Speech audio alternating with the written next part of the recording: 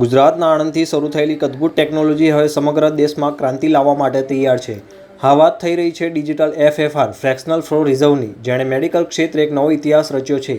હૃદય રોગના નિદાન માટે વપરાતી અત્યાધુનિક પદ્ધતિ હવે માત્ર આણંદ પૂરતી સીમિત નથી રહી, પરંતુ તેની લોકપ્રિયતા અને ઉપયોગિતા જોતા આગામી સમયમાં સમગ્ર દેશમાં તેની માંગ ભારે વેગ પકડવા જઈ રહી છે.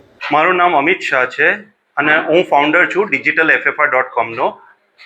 આ ડિજિટલ FFR એક રિપોર્ટિંગ સર્વિસ છે જે પેશન્ટની એન્જિયોગ્રાફી થઈ અને પછી જ્યાં આગળ બ્લોકેજ આવતો હોય એમની આર્ટરીમાં 40 to 80% બ્લોકેજ હોય ત્યાં આગળ આ રિપોર્ટની વેલ્યુ થાય છે.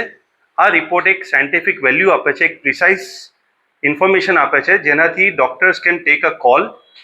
આ પેશન્ટના એન્જિયોગ્રામ્સથી જનરેટ થાય છે આ રિપોર્ટ, અને આમાં કોઈ એડિશનલ ન્યૂ પ્રોસિજર નથી હોતું, કોઈ રિસ્ક ઇન્વોલ્વ નથી હોતું. અને આ આણંદથી શરૂ કર્યું, 1.5 વર્ષ થયું. હવે 1 જુલાઈ જ્યાં ડૉક્ટર્સ ડે હતો, અક્રોસ ઇન્ડિયા અમે સર્વિસ અવેલેબલ કરી દીધી છે. અમારા કસ્ટમર કેર પર કોન્ટેક્ટ કરી શકો છો અથવા digitalffr.com પર જઈ શકો છો.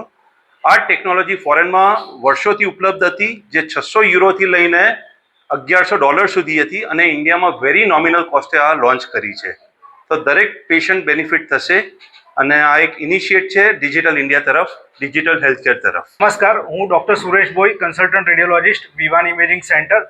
અમે લોકો ડિજિટલ FFR નામની ટેકનોલોજી આણંદમાં અને ગુજરાતમાં પહેલીવાર લઈને આવ્યા છે. અને આ ટેકનોલોજી પેશન્ટને, કાર્ડિયોલોજિસ્ટને અને પેશન્ટના સગાને સ્ટેન્ટ મૂકવામાં વધારે પ્રિસિઝન અને વધારે ચોકસાઈથી સ્ટેન્ટ મૂકી શકે એના માટે ગાઈડ કરી શકે એમ છે. આ ટેકનોલોજીમાં નળીનો બ્લોક છે એના પહેલાં અને પછી નું બ્લડ ફ્લોનું પ્રેશર મેજર કરવામાં આવે છે, જેનાથી એ બ્લોક ખરેખર કેટલો ઇમ્પોર્ટન્ટ છે અને ત્યાં સ્ટેન્ટ મૂકવો જરૂરી છે કે નહીં એની કાર્ડિયોલોજિસ્ટને વધારે ચોકસાઈથી માહિતી મળી શકે એમ છે. રિપોર્ટ કેવી રીતના થાય છે? પેશન્ટે આવવું પડે છે? આ રિપોર્ટ કરવા માટે પેશન્ટને લાવવાની જરૂર નથી. આ રિપોર્ટ કરવા માટે પેશન્ટના સગા એની સીડી લઈને આવી શકે છે. આ ઇમરજન્સી તપાસ નથી.